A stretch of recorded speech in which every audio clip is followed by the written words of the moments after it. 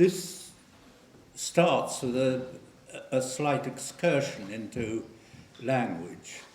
And I'll start with a rhyme.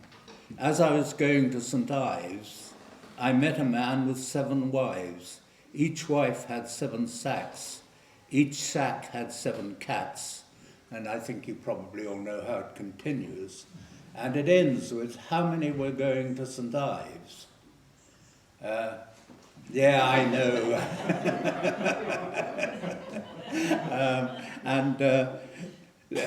So actually you've taken out my next sentence from me. This riddle is, of course, a deliberate attempt to mislead. However, the philosopher Wittgenstein, who died in 1951, pointed out that we often fail to understand each other's meaning, even when speaking a common language. And I think we insufficiently understand that in our normal conversations. That someone says something to us which they know they've said and understand, but when you receive it, you understand it in a different way because of your experience and the way you live and your particular understanding. Notice that when you qualify to go to university, they check that you can understand the language they're speaking. And that is why you have entry exams and tests. The opinion was reinforced by Willard Van Orman Quine, the other great philosopher of the 20th century, who died in the year 2000. His thesis, The Indeterminacy of Translation, is available on the internet. There are copies of this available in case you don't want to take notes. Both of these philosophers had a vast amount to contribute in the snippet I've used. You know, because I'm quoting them, I don't want you to think that I understand everything they've said. That would take a longer time than I have left to live. This fact of misunderstanding can be verified by our own relationships, and certainly by the conflicting understanding of international treaties. And look at the mess we're in now, politically, over several treaties which we have the other countries have not understood what the British were saying, and the British have not understood what everyone else is saying. So, without wanting to attribute any particular blame or anything, it's evident in the conflicting of understanding of international treaties. We certainly need to consider the misunderstandings we bring to our own reading, and that is very important. A good example of such misunderstanding is in the 11th chapter of Luke's Gospel, verse 29, the sign of Jonah. In Matthew 12:39, this story is expanded to include a precise forecast of the resurrection. As Jonah was 3 days in the belly of the whale, so shall Christ be 3 days in the tomb. I never quite understand how actually he did make the 3 days, because it seems to me days and a half enter into it quite a lot. But it now seems more likely that Jesus was telling a joke which was misunderstood. I should add here that I am a believer in the resurrection, and I'm talking objectively about that. I want to look first at Nehemiah, who is, to my mind, the axis of the Old Testament. He was cupbearer to the Persian king Artaxerxes at Susa. Artaxerxes reigned from 465 to 425 BC. Artaxerxes gave permission to Nehemiah to rebuild Jerusalem. The permission did not include protection, and thus we have in Nehemiah chapter 4, verse 13, "Half my men did the work, while the other half were equipped with spears, shields, bows and arrows. And I remember this in Northern Ireland when they were building the various forts in Belfast, how the 36 Royal Engineers who were doing the building were equipped with rifles which were by them all the time. And they were having to put up the palisades and then return to their rifles from time to time.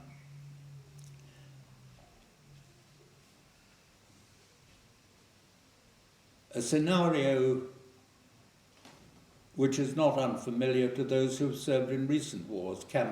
You've all seen on television pictures of Camp Bastion and other places where there has been far more active service since I left the army than I ever saw in it.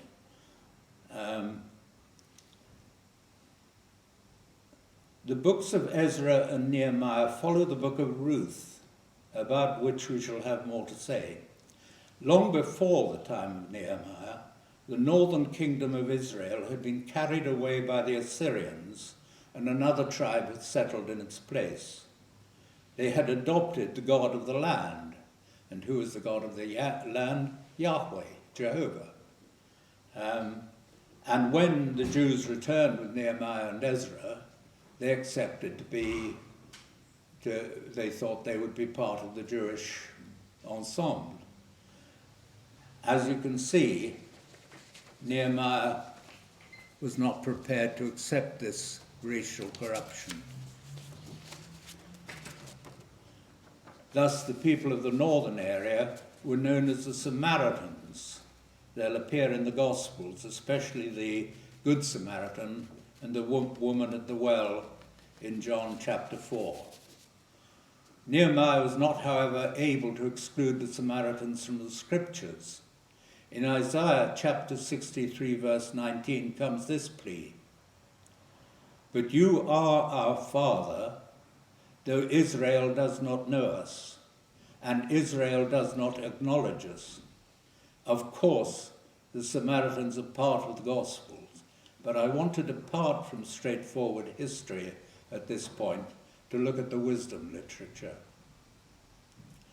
The early Greek philosophers are clearly indebted to Egyptian wisdom, as Thales, Pythagoras, and Plato clearly acknowledge. So too is the Bible book of Proverbs, which is written through a period contemporary with all three of these philosophers by several hands.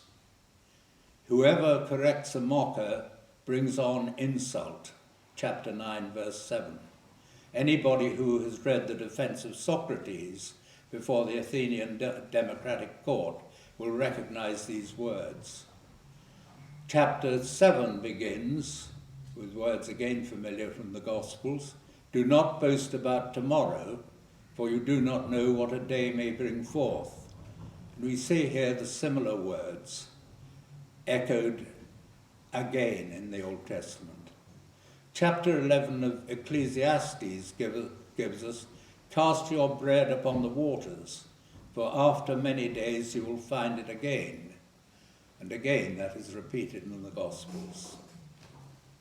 But the great poem which you must read in its entirety is the 8th chapter of the book of Proverbs. Here is a sample. "The Lord possessed me," that's wisdom, "from the beginning of his work, before his deeds of old. I was his darling from eternity.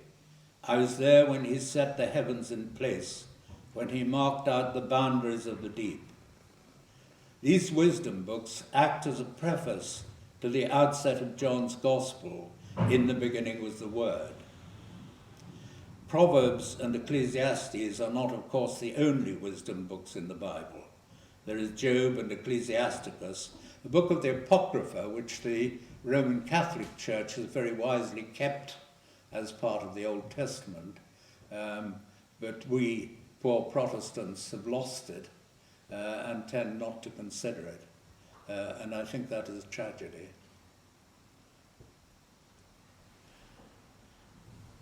There is Job and Ecclesiasticus,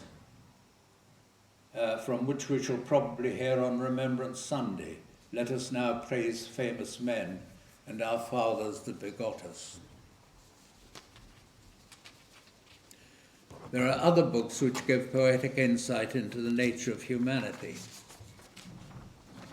One is the book of Ecclesiastes, which I mentioned before, which in chapter 12 gives a poetic description of old age, which makes uncomfortable reading for me. When men rise up at the sound of birds, but all their songs grow faint. There's a lot of thanksgiving for that in St. Mary's Church, because I don't sing very much now. And desire is no longer stirred. You can feel that in old age, and it is quite a factor in the envy that old people have for young people.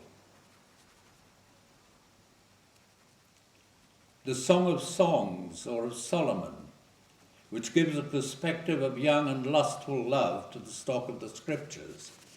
No mention of God, I think, in the Song of Solomon, or the Song of Songs, which is called Solomon's. I was delighted to hear from an imaginative guide leader last week that she used this book to discuss adolescent love with her group. And I thought that was pretty bold. I never had the nerve to do that myself.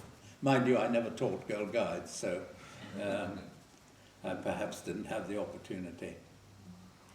I should also draw your attention to the book Ecclesiasticus, which I mentioned before, written close to the time of Christ and known to us in the Apocrypha. Chapter 9, verse 4, use not the company of a woman who is a singer, advice which I came across too late in life. All these books are obviously a resource for gospel sayings. I want to draw your attention to a couple of other matters. The vehemence of Nehemiah was not able to avoid contradiction, as we have seen from the Samaritan verse in Isaiah chapter 63, verse 16. Two other books were written to contradict the self-righteousness of the Jews. One was the book of Ruth, which made King David's grandmother a Moabite. The Moabites were deadly enemies of the Jews, and if you read documents from Old Testament times, there is the Moabite stone, which condemns Israel and says that their God Yahweh will be defeated by their god Shemosh.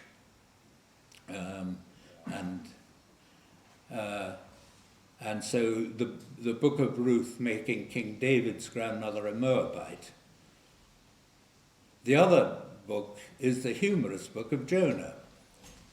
Jonah is sent to Nineveh to preach repentance, and the people actually repent. I sometimes wonder, how difficult we would find it, whether the Church of England would be in more trouble than it is if people did actually repent all the time and suddenly attend church vastly. What would we do with them? And would those of us who have prided ourselves on our righteousness and our faithfulness be slightly reluctant to admit them? That's not in the text, but I'm afraid it's a reflection that strikes me at the time. By the time of writing, Nineveh had long been shrunken and unimportant. Jonah sulks, but God says, "You were concerned about the vine, but should I not be concerned about that great city, wherein are more than 500,000 people who do not know their right hand from their left, and also much cattle," which shows that God thought about the environment. Together with the story about being swallowed by a whale, we may be assured that we are reading a Jewish joke, and Jesus well knew it when he quoted it to the Jews of his time.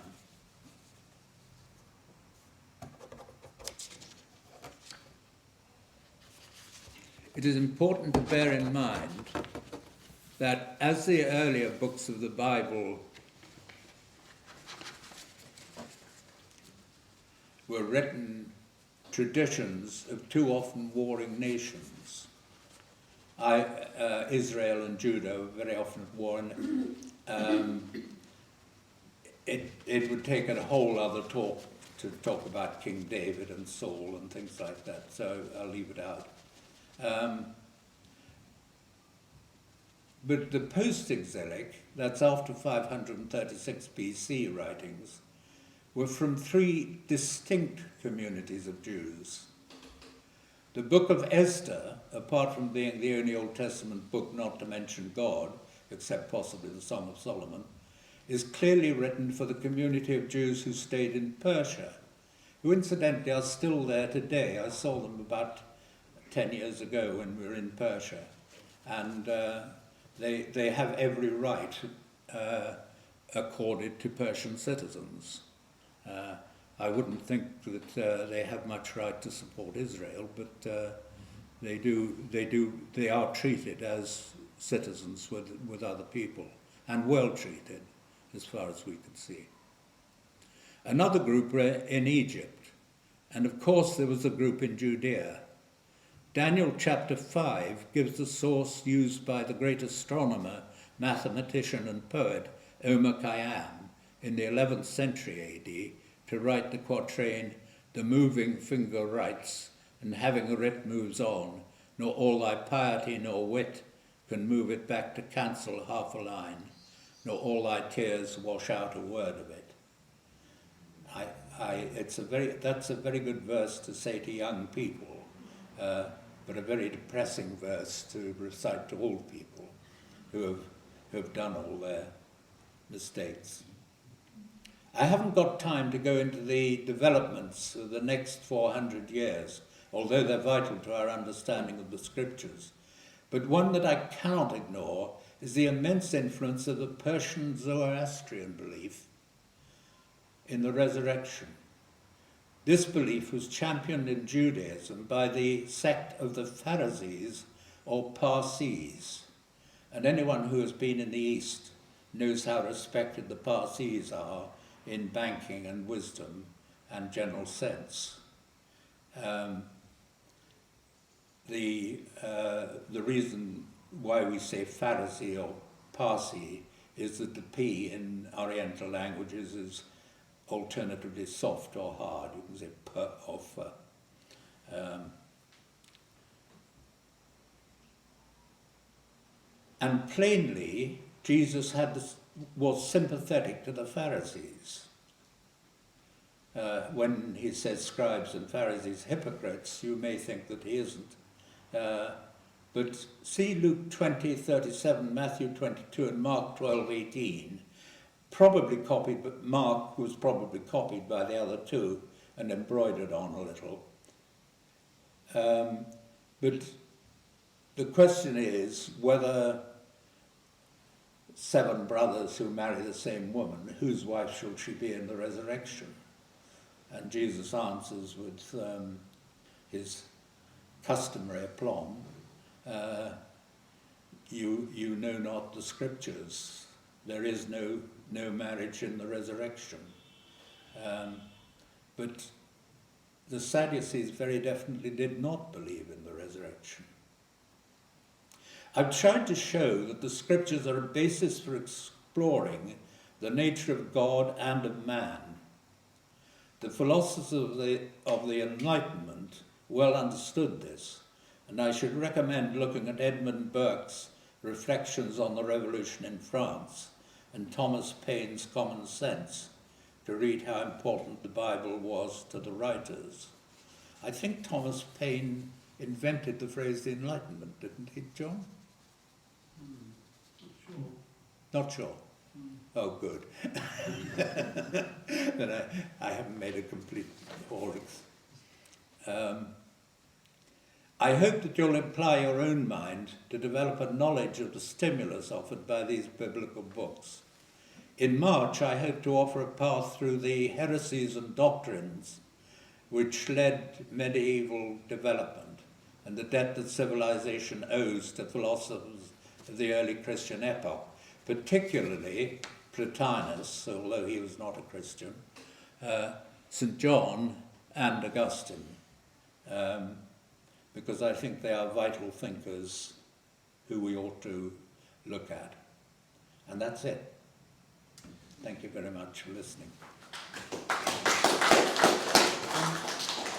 Jim, you could just say the internet came back alive. I have recorded it. Right. So those who joined and wondered what happened, there will be a recording available. I don't know why. I don't control the internet. So. As nobody controls the internet. Did anyone hear that? Did everyone? I mean, on the internet? Did yeah, they will have heard it. Yeah. Okay. If people want to ask questions, they're very welcome. We'll use this so they can be heard.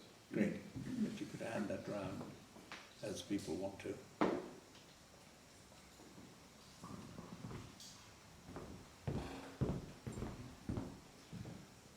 Thank you. Is the best way to maintain our faith by avoiding reading the Bible? Well, I think it's a very weak faith if you have to avoid reading things to maintain it.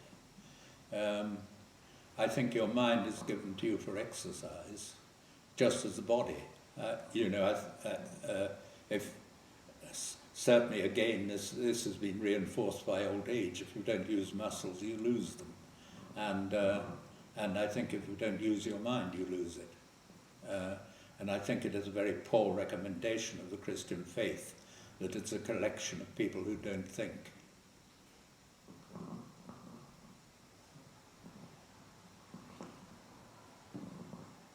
Thank you, Jim. I just wondered, it's not exactly curiosity, but it puzzles me. I mean, we nowadays accept that the Old and the New Testament, and I was certainly brought up to believe that the one naturally followed or supernaturally followed from the other, and fulfilled its prophecies and so forth.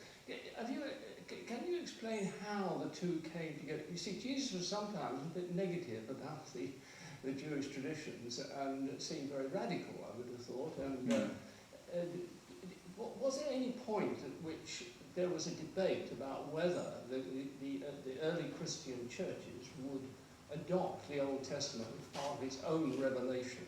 Yes, there was a debate. There was a chap who was condemned as a heretic called Marcion, but obviously a very prominent churchman. In the early 120s, I think, 170s, who at a council called together, and I forget where, but the name Marcion, we'll get it for you on the internet, and he proposed that the God of the Old Testament has nothing to do with the God of the New Testament. But actually, a reading, the difficulty is people see the Old Testament and the New Testament as whole. They're not whole, they're a collection of books. And each writer was writing in the same way as we discover frequently in the philosophy circle, that although someone may have belonged to one university and talking to a group of people there, the debate then springs up around them, and other writers join in, and you get a school of thought. And certainly Marcion tried to do away with the Old Testament on the grounds that there was a wrathful God in the Old Testament. But actually, if you read the individual books of the Old Testament, all I think you can discover is that people's concept of God grew from early writings, for instance, the Exodus, which is possibly the earliest, but the Song of Miriam in the Exodus, possibly the earliest story. I can't say document because it's not an old document, but it's passed down in law, and and the next oldest is probably the Song of Deborah and Judges, which is a very vengeful statement. But then if you read Isaiah and Micah, what doth the Lord require of thee but to do justly, love mercy and walk humbly with thy God. Yes, you see, you're lucky we've got an authority with us. And I certainly think Marcion was wrong, but it was a debate, and still is a debate, I might say. There are a tremendous lot of people who go to church faithfully who think we should not read the Old Testament. And indeed, I think the church in practice reads the Old Testament without comment, which always amazes me. You know, you will find this passage being read about the Lord came to Balaam, who happened to be riding towards the exiting Jewish nation, and told him to curse the nation, and Balaam said, "No, I won't do it." And then it's read, and no one knows what context it's in at all. Yes, I have to say that as an ex-Catholic, brought up a Catholic, that Yes. the Old Testament was quoted from in the Mass. It was Yes. always a chunk of the Old Testament. Mm. We just went through and yawned a bit, I have to say, and got on with the New Testament. But Yeah. there was no real discussion or Yes. indication of how Yes. the two were linked together. It was Mm. just sort of taken for granted, and Yeah. that was that. Yeah, I think that still is a weakness Yeah. of the church, actually. Thank you.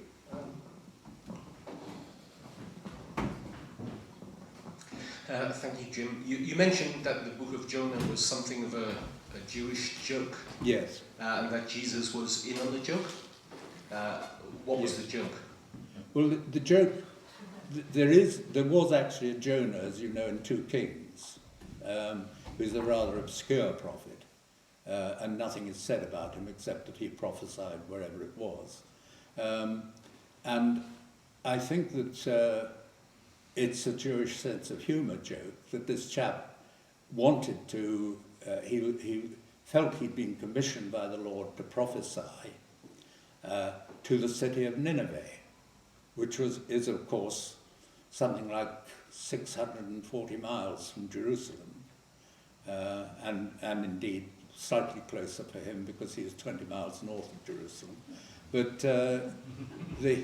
But he decided he was afraid to do this, so he got swallowed by a whale. But then it goes on to tell the story how he was annoyed that when the Assyrians repented, God spared them. And he said he wanted to die, he said, because God had done this. And I think that is the joke, that they had done what he had preached, and he had nothing to say to them anymore, you know. And I think there's a lovely passage in Kings where the prophet Micaiah ben Imlah is asked to prophesy about a battle that the kings of Israel and Judah are going to conduct together against Syria. And they say, you shouldn't have said this, you know, that we're both going to be killed. And he says, well, if you're not, then the Lord hasn't spoken by me. Which I think is a great get-out, you know, it ought to be said at the end of every sermon. When I was at college, one of the questions that we were given was, if the Bible said that Jonah swallowed the whale, I would believe it. Discuss. Are you suggesting that sometimes we need to see some of the nuance and the humour in the Bible? Yes, rather I think than we do. it? I think we do. And I think particularly in Jesus' dialogue with Pharisees and Sadducees, and even the scribes.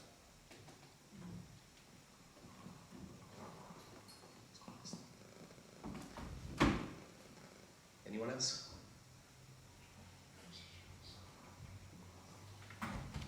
You're going to do a John? You're going to do a print of Yes, this for us. yes, you can have this on request.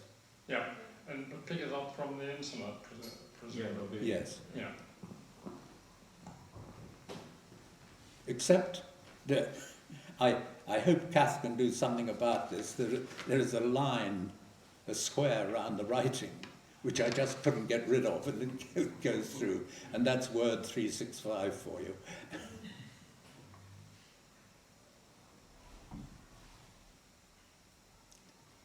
Okay, Dan, I think we probably...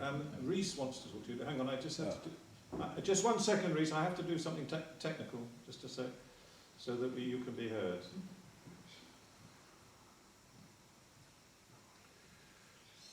Way now. Yep, go ahead. Okay.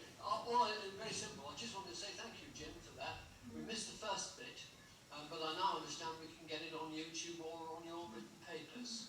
So many thanks for this morning anyway. Well, thank you, Reese.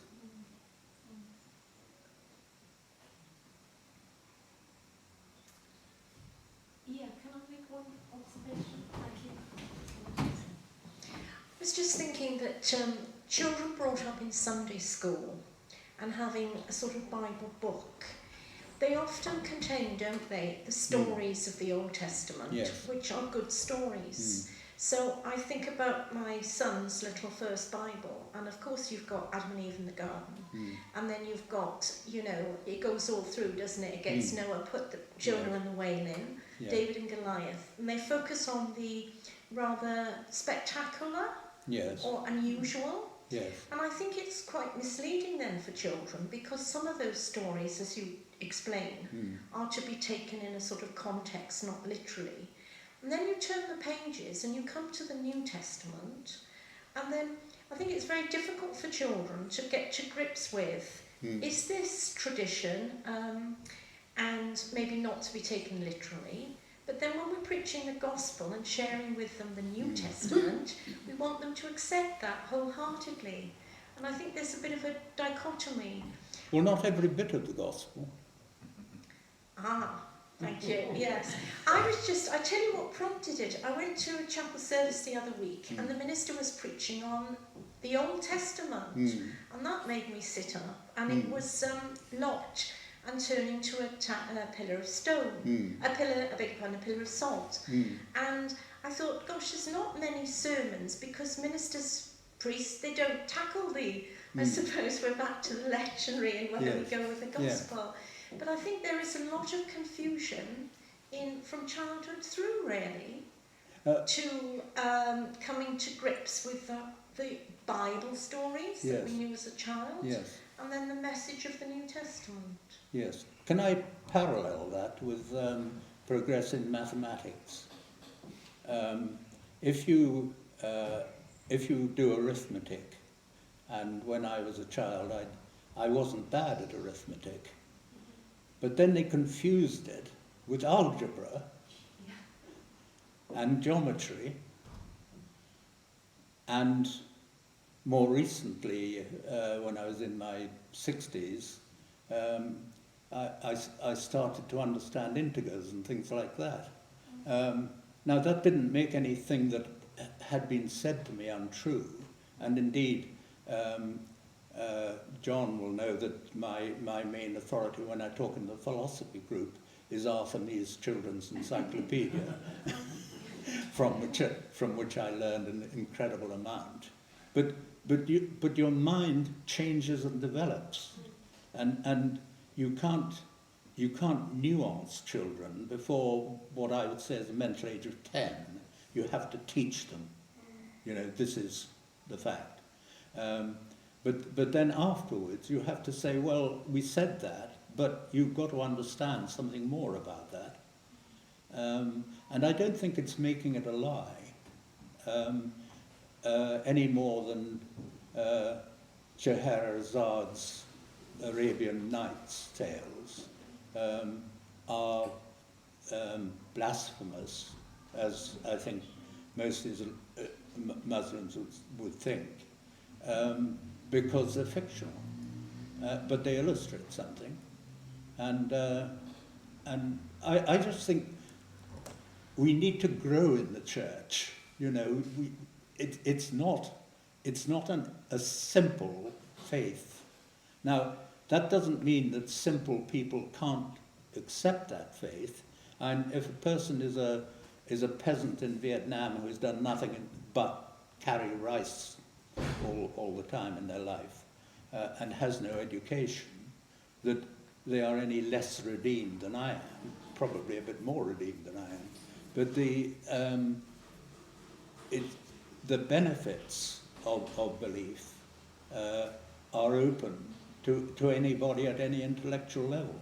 You know, you don't have to go to a university to take it. And indeed, in the village where I spent my teenage years in Norfolk, the preacher at the primitive Methodist chapel in the village was a labourer, and he just wouldn't have engaged in this sort of conversation at all. He believed the Bible, but he hadn't changed. Mary. You might be amused to know that 55 years ago or so, my two sons slept on bunks, one above the other, and one of their favourite games, aged about 6 and 7, was Jonah and the Whale. And the game was to throw down a sleeping bag on the floor and then to leap from the top bunk and get swallowed into the sleeping bag.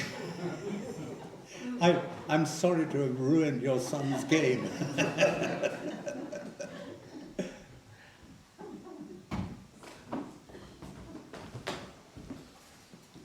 I just wanted to say something about the Apocrypha, because different churches adopt different books within it and give it different status. So it's not that Protestants have got rid of the Apocrypha completely, and certainly Anglicans have some books of the Apocrypha are included in our scriptures, but not given canonical status, although we read them in the daily office and that sort of thing. So it gets very confusing when you find Lutherans, Orthodox, Catholics, Anglicans, and yes, of course.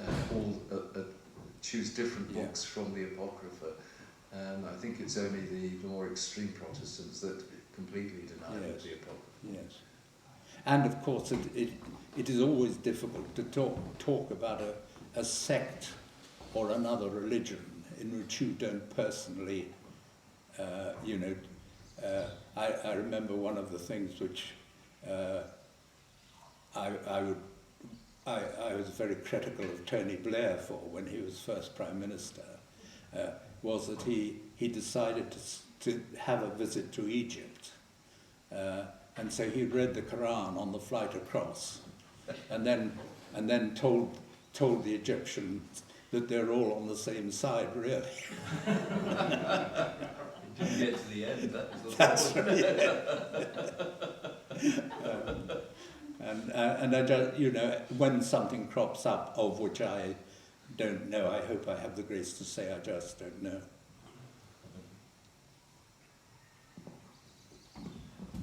Jim, more or less proud of the question I asked earlier, but a different aspect of it. Talking about the style and the sort of personal storytelling, or they just mentioned it. Storytelling nature of the New Testament is one which is fairly, I won't say it's very well settled, but I know there are various disputes, but we do have letters from people which have a kind of personal quality, and the Gospels themselves, there's a lot of stories in the Gospels. So it has that personal appeal, I think, I would say. Now, I'm not saying there's not an appeal in the Old Testament, but I don't think, I haven't read it recently, I have to say, that personal quality, but it leads me to ask the question, who wrote the Old Testament? Is there any issue about that? Do Jewish people discuss this, or do they pinpoint people who might have written it and so forth? Yes, I did do a refresher course in Hebrew with the local Jewish community here for about 18 months. And yes, they discussed it, and why the books were there, and everything else. But they are nothing but individual books until they are recognised by some body, which may be a church or maybe some other body. They're just individual books. I mean, they are written. Oh, sorry, there's an exception to that. And I would say that is the Book of Kings and the books of Samuel, which were obviously written at the behest of the kings, and I think are therefore wildly part partisan, at least, if not downright. And David and Goliath, for example, no one mentions, for instance, that actually most armies of that time had slingers in the front rank. And as the phalanxes came together, the slingers would do their thing. And if there weren't very solid shields against them, they would fell an awful lot of the front rank of the opposing phalanx. And slingers had certainly proved their worth by the time David was around. And obviously he was a slinger. So actually Goliath had about as much chance of beating David as a man with a spear against a pistol. Well, unless the pistol was in my hands, where I couldn't hit anything. Because the slingers slung half bricks at that time. Not little pebbles. That's right, yes. Well, no, they did. Even in the late Roman times, David did Balearic slingers, wasn't it, in the Roman army? The Balearic slingers. So, yeah. They did use small. Did they? Yes, because they were armour piercing, believe it or not. And one of the things I could talk for ages on is how little warfare has changed with all the various changes of weapon. And believe it or not, you cannot engage an enemy at more than 300 yards, even with the present service rifle. Although it's much more accurate, obviously, than throwing spears and bows and arrows, but it's just not realistic. And if you're running, you're waving the thing around.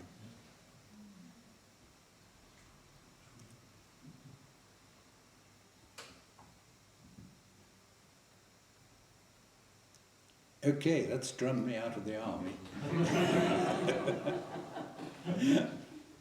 Thank you very much for listening.